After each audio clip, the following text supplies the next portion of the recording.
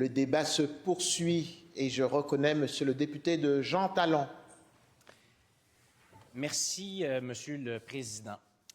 D'abord, remettons-nous en contexte de ce discours d'ouverture du Premier ministre à la suite d'une prorogation de la session parlementaire.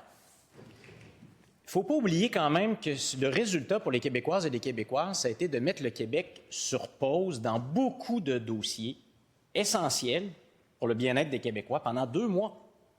Parce qu'il a été annoncé 2 mois à l'avance. Il va y avoir un remaniement ministériel, une prorogation de la session. Résultat des courses, pour des députés comme moi qui avons des dossiers qui doivent avancer, qui demandent la collaboration, parce qu'il y a beaucoup de matières dans lesquelles il y a des collaborations entre les députés, entre les ministres, nous aussi, on a été mis sur pause pendant ce temps-là. Il y a beaucoup de dossiers qui ne pouvaient pas avancer. C'est le cas pour moi, par exemple, dans le dossier de la tête des ponts, c'est pas loin d'ici, Monsieur le Président, à la sortie du pont Pierre-Laporte et du pont de Québec, il y a des travaux très, très, très importants actuellement qui ont des conséquences extraordinaires dans le sens de hors de l'ordinaire pour les commerçants du secteur. Les ministres avaient en quelque sorte les mains liées parce qu'on était en attente de savoir qui allait avoir les dossiers après le remaniement ministériel. Donc, c'est le premier ministre qui a fait ce choix-là de mettre le Québec sur pause.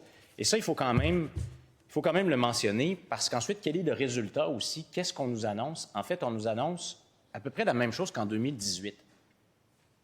Regardez le discours d'ouverture, les promesses de la campagne électorale de la CAQ en 2018. Comparez-les à ce qui nous a été dit la semaine dernière, c'est à peu près la même chose. Les mêmes objectifs, les mêmes mots, les mêmes engagements. Et on a un gouvernement qui, en gros, nous dit « J'ai pas tenu mes promesses pendant 7 ans. Je te dis que je vais faire à peu près la même chose parce que je te repromets la même chose qu'il y a 7 ans, mais cette fois-ci, crois-moi, j'ai changé. Tout va changer dans les quelques mois qui me restent. » Mais ce n'est pas comme ça que ça fonctionne. Et parmi les éléments du discours, en fait, qui ont particulièrement attiré mon attention, c'est les éléments qui ne s'y trouvent pas. Parce que le gouvernement semble avoir voulu appuyer sur des boutons qu'il considère comme des bons boutons en vue de la prochaine élection générale qui arrive en 2026. Qu'est-ce qui pourrait plaire dans le discours? Plutôt que de s'attarder à ce qui est important pour améliorer la vie des Québécois. Dans l'intérêt public, qu'est-ce qu'on peut faire de mieux avec l'année qui nous reste? Et moi, j'aurais aimé entendre parler des dossiers dont viennent me parler les citoyens de Jean Talon. Et c'est des dossiers dont beaucoup de députés ici entendent parler aussi dans leur bureau de circonscription. Moi, c'est drôle, les gens continuent à me parler du coût de la vie, que ça coûte cher, que quand ils arrivent à l'épicerie, ils doivent faire des choix, que le logement coûte cher, qu'ils n'arrivent plus à joindre les deux bouts. Et je rencontrais récemment une organisation extraordinaire de Jean Talon, Moisson Québec. Moisson Québec, c'est une banque alimentaire, mais c'est celle qui fournit à peu près toutes les organisations dans la grande région de la capitale nationale. Et actuellement, ils battent des records. Chaque mois, 334 000 demandes d'aide alimentaire au bénéfice de 82 000 personnes dans la grande région de Québec. 5,7 millions de tonnes de denrées. C'est le genre de record dont Moisson Québec n'aurait pas le goût de se vanter. Mais c'est ça la situation. Les gens ont faim, les gens n'arrivent plus à faire l'épicerie et se tournent vers les banques alimentaires. J'ai rien entendu de cette question essentielle du fait que les gens ont de la difficulté à se nourrir. Lié à ça, c'est une crise multiple. C'est lié aussi à la crise du logement, à la crise de l'itinérance. J'étais aussi dernièrement à l'anniversaire d'une autre organisation de Jean Talon, le Comité de logement d'aide de l'Ouest de Québec, le CLACO, qui rappelle qu'actuellement, il y a des listes d'attente d'à peu près 3 ans pour avoir un logement dans Jean Talon, que le loyer moyen des logements dans la circonscription a augmenté de 11 %, c'est la même chose dans la région de Québec. Un 3,5 dans Sainte-Foy coûte maintenant 1 000 $. Il y a des studios qui sont à près de 900 $ dans Sainte-Foy-Sillery. Et ça, c'est plus cher que le montant de la prestation de base de l'aide sociale. Il y a des logements vacants pendant ce temps-là qui sont en moyenne 580 $ de plus, qui coûtent 580 $ de plus que les logements occupés. Le nombre d'interventions de l'organisation pour des gens qui sont en difficulté, qui n'arrivent pas à se loger, est passé de 321 locataires aidés en 2022 à 1033 en 2024. Je n'ai pas entendu beaucoup parler de ça.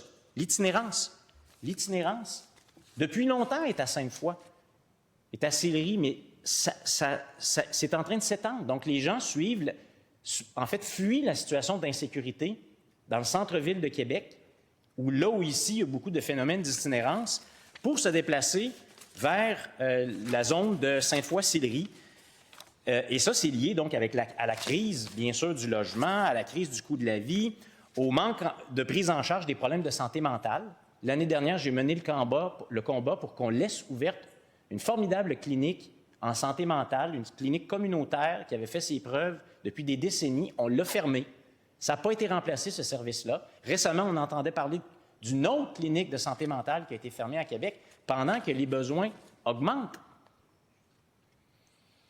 Donc, sécurité publique, coût de la vie, crise du logement, itinérance, c'est lié. J'en ai pas entendu parler.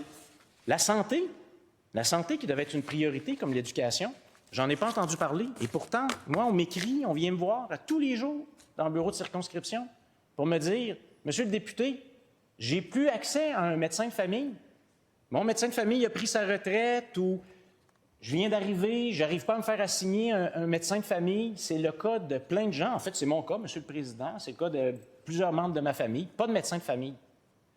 Les listes d'attente sont toujours aussi longues pour avoir accès à des services spécialisés, des opérations, des gens qui sont atteints de cancer, des gens qui ont des graves problèmes de santé. Les listes d'attente n'ont pas changé. Je n'ai pas entendu parler de ça dans le discours. Les gens me parlent, on parle beaucoup là, de clic, de SACLIC, puis du dossier numérique de Santé Québec. Les gens viennent me le dire, on a de la misère à s'y retrouver dans les sites Internet de Santé Québec puis du gouvernement. Donc, il y a plusieurs problèmes d'accès à la santé. Et donc, les questions sociales, on n'en a pratiquement pas entendu parler dans le discours du premier ministre. Et c'est très grave, parce que notamment pour la région de Québec, je viens de vous parler de problèmes sérieux. Et de quoi entendons-nous surtout parler? Ce gouvernement continue avec sa fumisterie électoraliste, qui est le troisième lien de Québec. Il y a près de 300 millions de dollars actuellement qui sont consacrés à préparer un projet qui n'aura jamais lieu, à creuser des trous dans Jean Talon. Les citoyens viennent voir, sont en train de creuser des trous pour un projet de loi qui ne sortira jamais de terre. Donc, il y a un problème de manque de priorité, alors que les questions sociales sont très importantes.